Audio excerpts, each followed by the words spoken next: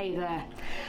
I'm so glad you're here. My name is Kai Graham and I am a parenting and teen expert, and I am affiliated, I am part of the Eden Room crowd. It is my mission to support parents so that together we can build a mentally healthier and happier generation of young people. So why do you need to listen to me? Let me introduce myself a little bit. I am a mum predominantly. That is my best job. My children are Jack, who is 28, and Alice, who is 26. So I've been in the trenches of parenthood, and believe me, I'm still there. What happens in parenthood is no sooner do you get to one milestone and you think that, I think I've got this sussed, that actually the goalposts all change, and it's a totally different ball game. And so you might be feeling that if you've got teenagers and you think, I just about got to understand my 8-year-old, and suddenly they're sort of 12, 13, 14, and yeah, the goalposts change. So it can be quite isolating, it can be quite confusing. If you're watching this, you are probably someone who's feeling a little bit frazzled, someone that's probably feeling a little bit confused, and you are wanting to do the very best for your kids. I get it. I've been there. I know what it's like when you paint on your smile and pretend that everything's okay, because otherwise you just feel you might be letting the side down by telling other people how you don't feel as though you've got your life together. So I am a parent and I've been there, I get it. I am also author of a Amazon bestseller called The Teen Toolbox. I am a podcaster of the Parent and Teen Toolbox, so both Google that, or we can put the links in the description for you. And I am also an international keynote speaker, talking on all things parenting. I think I learned to begin with, I learned parenting through the trip and fall method, and I sort of learned a little bit and did a little bit, and I lost confidence and then thought I got it sussed, and so I know what it feels like. But what I did realise is that for a lot of parents, there's so much help out there when you've got your little babe in arms and they sort of tell you, yes, the contents of that nappy is quite normal, or this is the best washing powder to use for sensitive skin, and all that sort of stuff. But suddenly, the problems for teenagers become a lot bigger. We're talking about depression, we're talking about self-harm, we're talking about gender fluidity, many things that we didn't experience in our own childhood. So this is new territory for us.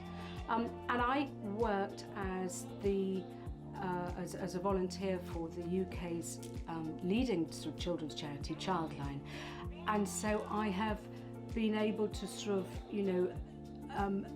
learn a lot for what's going on for kids, not only for kids, but also, sort of, I've been sort of, through my client base, I'm learning a lot for the parents as well.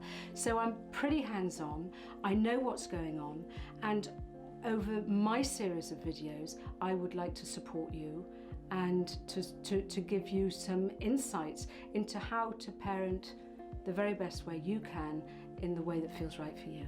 So grab a cuppa and let's go and start talking parenting.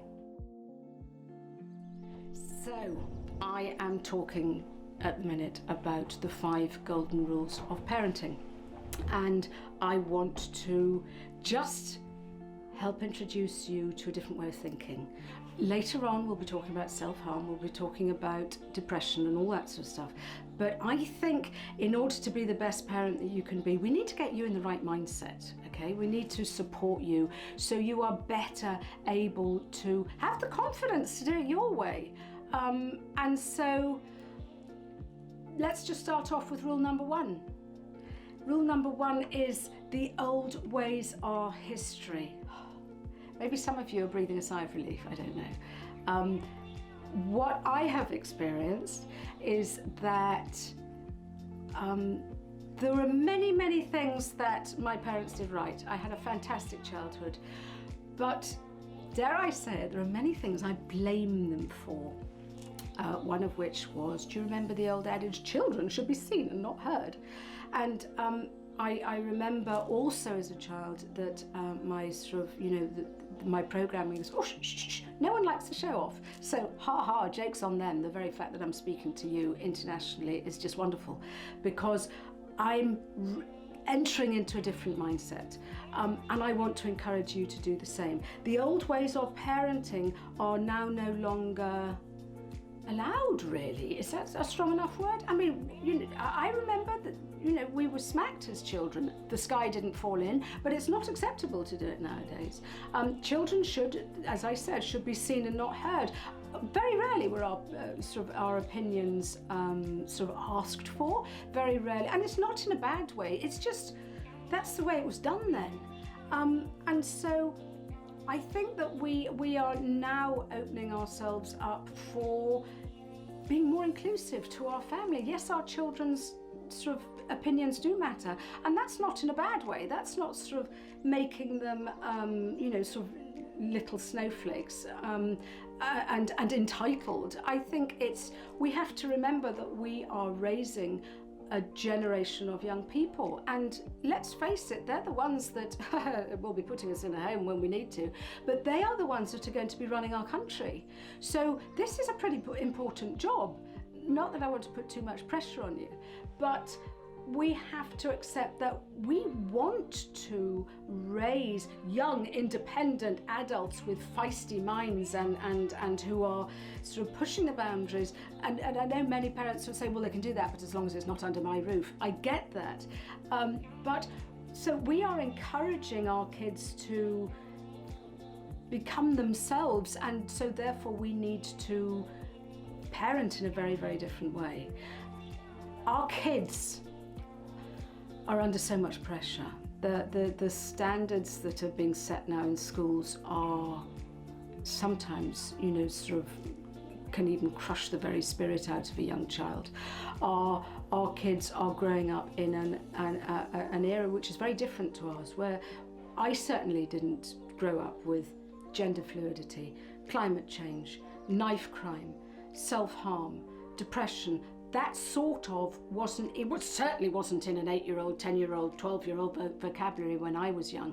And yet these are things that our kids are growing up with. Our kids are going into school knowing what the procedures are. If someone walks into the school with a gun, or if and our kids are understanding about pronouns, she, they, whatever it is. So we are as parents are in uncharted waters, and change can be very scary for people. Change can be hard, but we need to be open to that. And if I sort of said to you, right, just cross your arms, and that feels okay, doesn't it? And I go, okay, right, we'll cross them the other way. And you have to go, well, hang on, it was like that, so actually, yeah, so now it's like this. And okay, all right, I can get used to that. And I can understand what I'm doing, but it's still change, it's something different. And the more you do it, the easier it gets. So my way of parenting for you is in bite-sized chunks. And it's a bit like, how do you eat an elephant? Not that you'd want to, but you get my drift. How do you eat an elephant? One bite at a time. Let's do it in baby steps. Let's do parenting in baby steps. And this is how I am introducing you to my way of parenting, my way of thinking, which is less helicopter and tiger mum and more open to this changing environment that we are now all living in. So that's why I am doing the 5 golden rules to start off with, just to give you those bite-sized chunks so you can sort of test the water and try that jacket on for size and see if you like the sound of it. So just remember, change can be scary, but it can also open up our world to many more opportunities. And how exciting is that? And let's walk beside our kids when we're doing it. And that is going to be part of rule number 2. So we'll put this one to bed, and I'll see you in the next one. Rule number 2. Does rule sound too dictatorial? I don't know, but you'll get my drift. Be the change you want to see in the world. Who said that? Was it Gandhi? I can't remember. Forgive me. Really what I'm saying here is you are your child's role model. You are the one that is going to help shape their view of the world. So it is worth remembering that your children are more likely to model the behaviour that they see rather than the nagging that they hear. And so be very mindful of the way you operate. Be very mindful of how you sort of present yourself. I see so many young kids with anxiety, and it's really quite interesting when you actually see the parents and you go, oh, okay, I see where they learned that from. And so if you are an anxious parent, try and not always offer your anxieties or show that behaviour to your kids. If you are, it's really being the role model that you want your children to be, or so that seeing the behaviour that you want. For them to feel comfortable in their skin. So none of this, oh no, I couldn't possibly eat that extra donut, or does my bum look big in this? Because you are automatically sending a language to your child that they will start picking up on. So one thing that I have realised is that, as I said in my intro, when we are going through this journey of parenthood, the goalposts change. You get terrible, you do the antenatal, the prenatal, the antenatal, and you get that sus. And then they start walking and all hell breaks loose. And then they sort of go to school, and then it's a different sort of, minefield. And because our kids learn their values, they have the majority of their values between the ages of 0 and 7. But then they start entering a different arena, and they start taking on values from maybe teachers or coaches or stuff like that, and we have to adjust to that. And then at the age of 14, 15, they start taking on maybe the values and the judgments and the motivations and from their peers, which can be a bit scary for parents. And so it's just, who are you and how can you guide your child? Because when they reach the teenage years, to begin with, we are the managers. To begin with, we make sure they eat right, make sure they get to school on time, make sure they use the knife and fork, say yes, pleases and thank yous. And we are very mindful that we are sort of shaping our child. But then they become teenagers, and I tell you what, they can spot BS at 100 paces. So if they sort of realise that, there's a chink in your armour and you have, you're not too sure what they're doing, they can pick up on it, and they know. So we are moving from being the manager to being a mentor, where I quite openly said to my kids, listen, I've never done this before, don't judge me. And so maybe can we walk this path together? Maybe can we, learn together? And it's just sort of helping your child to understand that you have their back rather than being on their back. And that is when the magic happens, when you suddenly start becoming a team, when you suddenly start collaborating, and it certainly helps when you start setting curfews and all that sort of stuff, is when you are learning or have learned to collaborate with your kids, and they realise that, do you remember when you suddenly realised that your mum and dad suddenly wasn't your hero any longer because they were a real human, and they were a person, and they were sort of, they were fallible, and they had their own sort of quirks and sort of strengths and weaknesses? Well, that's what our kids learn when they are teenagers. So it is sometimes saying sorry I was shouty, sorry I screwed up, sorry. And that doesn't show that sign of, many people sort of say, oh, that shows a sign of weakness and vulnerability. And you may or may not have heard of Brené Brown, but that wonderful woman talks all about vulnerability being a point of strength. And so if we come from a point of strength and confidence to know, do you know what, I'm doing the very best I can. Will I screw up? Yeah. But if I admit to my failures, and if I admit to maybe could have done it differently, then how wonderful is that? Is that our kids realise, oh, okay, they too can screw up. Oh, okay, they can learn lessons from their own mistakes. And that is when you start becoming a team rather than just, well, you're still going to be the leader of your family, but maybe less the autocrat. And when you've got your kids behind you, and when you are all walking the same path, as I said, that's when the magic happens. So be the change you want to see in the world. Acknowledge, remember, you might have to get used to doing this a different way. And that's okay, because that's how we all develop as a family. So rule 2, be the change you want to see in the world. Oh my stars, rule number 3, this is going to press buttons. Your child knows best. Yeah, some parents don't like hearing that. And understandably, because we've been through the manager role and now we're sort of, being the mentor. And many parents feel, well, I should be one step ahead, I should know everything, and no, it doesn't work like that. I'm still learning. I'm learning politics from my son. I'm learning all about sort of mental health from my kids. I'm learning about sort of, things, as I said earlier, that I wasn't privy to as a child. I'm learning about self-harm, depression. We are all learning. And if we pretend we know it all, it ain't gonna work. Your child knows best. They know their own mind. They know their hopes and dreams. They know what they're passionate about. They know what drives them.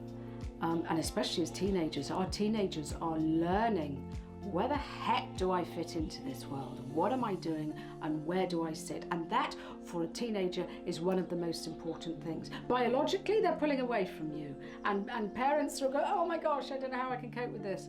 But it's normal. That's everything's happening as it should be. Our kids are being wired to move away from the tribe and create their own tribe somewhere else. So they need to start forming independent views. They need to start sort of going what makes them tick. And sort of just recently had a client sort of going, I am not going to school because it's not serving me. Oh my gosh, what do parents say there? What do the league tables say? What do the politicians, what the head teachers say? And yet part of us sort of needs to understand that actually our child knows what is best for them. We are still taught to sort of do the paradigm of parenting in a sort of regimented way, and you do this, and I think now has come the time that we have to respect their own decisions, their wants, and to an extent. I mean, they can't run roughshod, but I think it's now time for us to value their feelings and validate their feelings, because as individuals, we all want to feel loved, understood, and respected. And when we feel that, that's our safety blanket, and that's what they need. And so the love is, do you tell them that you love them enough? Do they know that? Do they hear it? Do they experience it? Do you hug them? Do you tell them, what is it? Maybe there's something missing, or maybe, no, you're all right, Kai, thanks, I've got that box ticked, I'm fine. But the thing is they also need to feel understood and respected, and the understanding bit is knowing what makes them tick, knowing what, it's all very well, we might be sort of vicariously living our own dreams through our kids. I've always wanted to be a vet, so oh gosh, let's try and push them down that route. I need to give them the opportunities that I never had. Yeah, but if they don't want them, it ain't gonna work. And so it's, maybe you only got to grade 3 in piano, and so therefore you feel that your child needs to learn an instrument. Maybe they'd rather be playing on the hockey pitch, or maybe they would rather be standing on stage, or maybe they'd be rather... So it's listening and being open-minded enough to understand that your children are little individuals at the minute, and they are going to be growing into fully fledged adults. And if they know that you are walking beside them, supporting them in their choices, surely that's what we want. As a parent, you are only as happy as your saddest child. And speaking from experience, if you are dealing with a child with mental health issues, who might be suicidal, might be self-harming, you actually don't give a stuff about an A, B or C grade, because your priorities have totally changed. And I think when our kids feel held, supported and loved, that gives them the opportunity to shine as brightly as they can in whatever the arena. So start finding out what interests them, how can you support them in that. You might end up grieving the future that you thought your child, it was mapped out in your head for your child, but that's okay. That's all right. I think the thing is that we can support them individually and look after them, and just look after them in the very best way that we can, so that we are able to allow them to understand that their choices are the best choices. So try that on for size, and it might press your buttons, but sit back and work out, okay, what was going on here? So just understand that yes, indeed, your child knows best. Your child is going to be the author of their own journey, and if you can guide them and support them whilst they're doing it, bravo, I salute you. Rule number 4 of the 5 golden rules of parenting. There is no such thing as a perfect family. That's a bit of a relief, I hope you're thinking. We now no longer need to model ourselves on the Waltons, where there was a perfect sort of, the perfect family. There was a pot roast in the oven, where the skirting boards were all clean, where the washing was on the line, the laundry was being done, and all the chores were being shared. That ain't how it works. So welcome to the real world. The real world is where we are holding down a job, where we are screeching at the kids to get to school on time, where we are sort of clearing up cat sick off the carpet or whatever. This is what real family is like, and it is rolling with the punches and just embracing the messiness of family life. But family life also is no longer under just one roof. Many of us are splintered. Many of us have been separated from our extended families. So we are sort of flying solo a bit. We could be flying solo as single parents. We could be sort of flying solo because geographically we're not in the same area. We might not have that support network that we used to. We have blended families where there are step parents involved and bonus kids involved, and all the mix that comes from that. We could be going through divorce. There could be same-sex families. Whatever is going on, it is just such a different playing field now. It is all so different, and all of that difference is wonderful. This is what makes the sort of technicolor life, isn't it? It's what makes family life so wonderful and varied. And your family is different to someone else's, and it's not better or worse than anything else. It is the way you are operating and the way you as a family blend together. We have families with people with different emotional needs. There might be substance abuse. There might be, the list goes on, doesn't it? And so rather than trying to follow, dare I say it, everyone else's rules, though my rules are quite good, I would suggest that you listen to advice that you are given, and if it sits with your heart, then that is so cool and you can follow it. But if you feel that it is not right for you or your family, if you feel it doesn't sit right, then I suggest that that's not the advice that you need to follow, because it is very much working out how you guys move along together. And so avoid the labels, avoid the comparisons. Comparison is the thief of joy.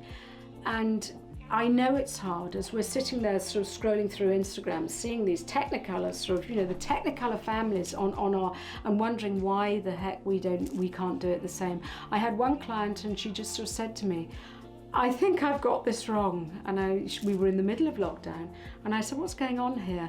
And she went, I can't get my kids to come walking in the bluebell wood. And I just went, you've been looking at too much Instagram, haven't you?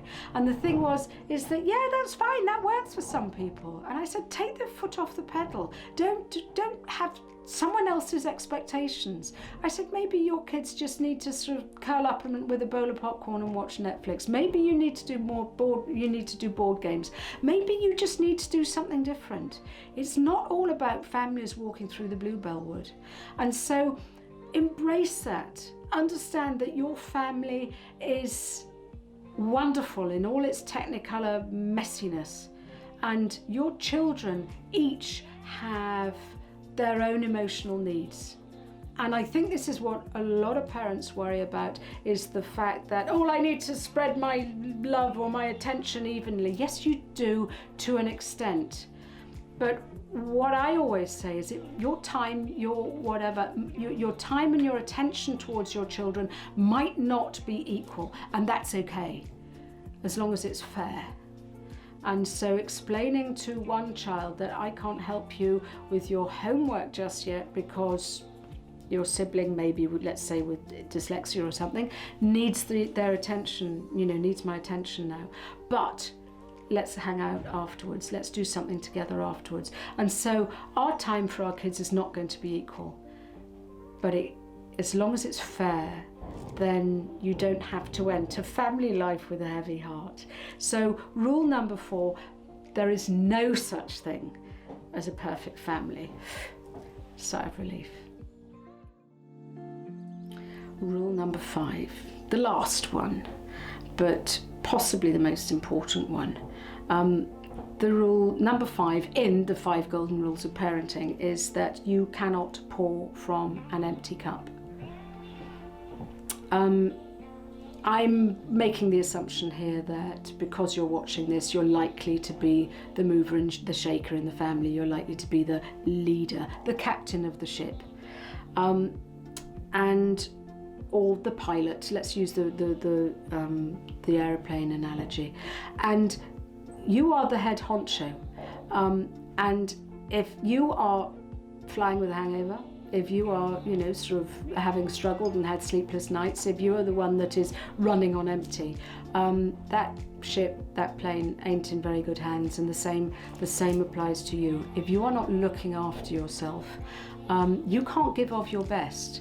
And what tends to start happening then is that as parents who are frazzled, who are tired, who are pulled in every direction, be it from aged parents, be it from kids, be it from siblings, be it from other halves, be it from work colleagues, be it from bosses, be it from politicians, it doesn't matter.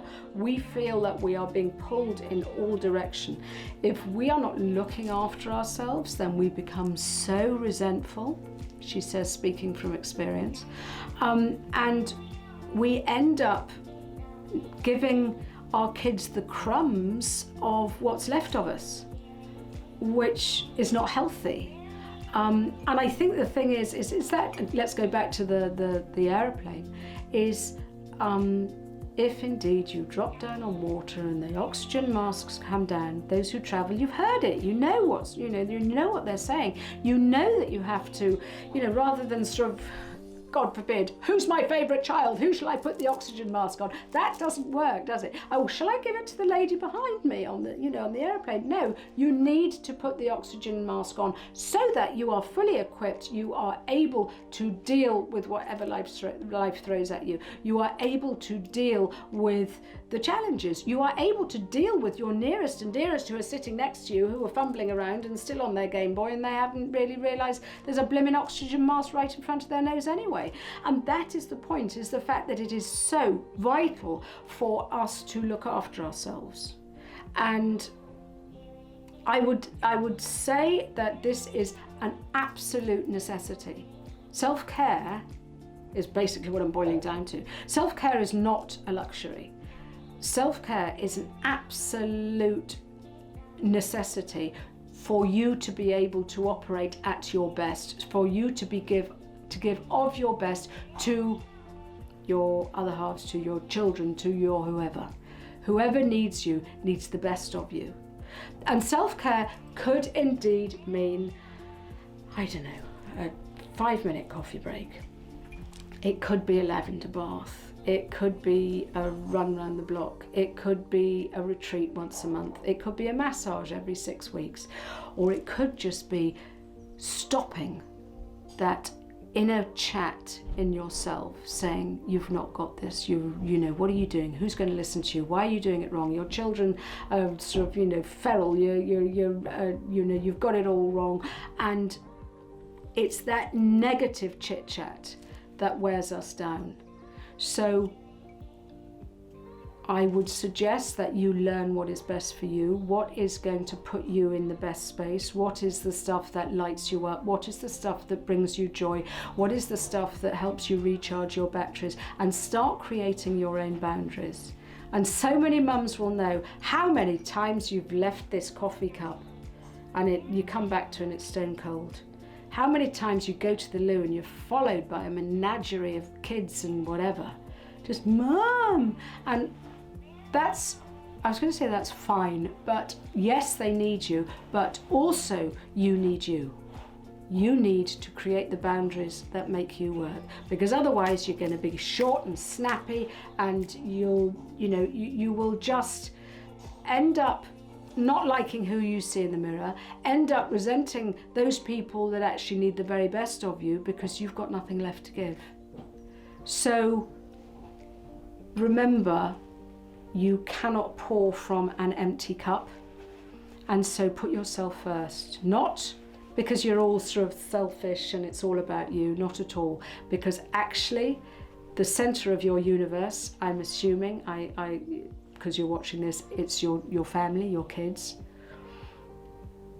They need you firing on all cylinders, and they need you to be the very best that you can be. And it all starts here. So with that, this comes with very much love. And I look forward to connecting with you guys again. Cheers. So I've got a little exercise for you. You know, when your teen used to be that little happy-go-lucky child that jumped on your knee and told you everything that was going on throughout their day, and sort of it seems like maybe just overnight they've morphed into this teenager who has become monosyllabic, who's hiding in their room, who isn't really communicating with you. And for the best will in the world, you are trying to find out what's going on. Maybe they've lost their spark. Maybe suddenly communication has stopped. Maybe they've sort of suddenly turned angry, or whatever it is. There's something there and you can't quite put your finger on it, and yet they are being monosyllabic and they're not responding. Well, I have an exercise for you. It's called 3 questions. And it's really 3 questions to ask your uncommunicative teen, because they are wired to become independent. They are wired to pull away from parents, and it's their way of finding out how they fit into the world, and it might be quite distressing for you. And so what I want to do, especially with everything that else is going on in the world, you know, the sort of suicide rates are rising, anxiety levels are sort of through the roof, and it's sort of, you know, every parent's sort of worst nightmare is, I know something's wrong with my child, but they won't tell me. So this is a really great exercise for putting your mind at rest, and how you can communicate with your child, your teenager, actually by talking less to begin with. So yeah, join the dots. That doesn't quite work out, does it? But it is absolute gold, and parents that use it tell me, oh my goodness, this is just, my child is now no longer sort of hiding up in their bedroom. They're sort of sitting on the sofa with the dog watching Netflix. You know, this didn't used to happen. And I go, yeah, it's because they're now no longer going to get the Spanish Inquisition. They know that you are going to leave them be. And that's all they want. They just want space in their sanctuary, in their home, without a needy parent going, is everything all right? You know, you can talk to me, don't you? And for kids, they sometimes don't even know what's going on in their head. And this helps with that as well. So it's 3 questions. And the first question is, number 1, what is your number?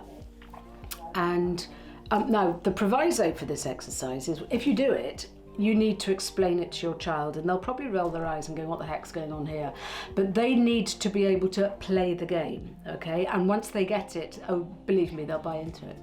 So the first question is, what's your number? And that basically is, on a scale of 1 to 10, how you're feeling. Now that's easy, isn't it? So 1 being, let's face it, dark thoughts, having an awful time, possibly suicidal, to 10 being skipping through the tulips, you know, everything is just roses, thanks mum and dad, just you can just leave me alone, I'm absolutely fine. So there is a sliding scale for you to work out how your child is doing. I would suggest you use this exercise only once a day. If you're doing it on an hourly basis, it'll start losing its sort of shine and they won't play ball. So maybe once a day going, what's your number? And what you will start finding out is where they stand. Well, yesterday was a 5, but today's a 7, hurrah! Or yesterday was a 7 and today's a 3. What's going on here? So that it gives you that sliding scale for you to realise this is how your child is feeling today, okay? Number 2 is, what's your word?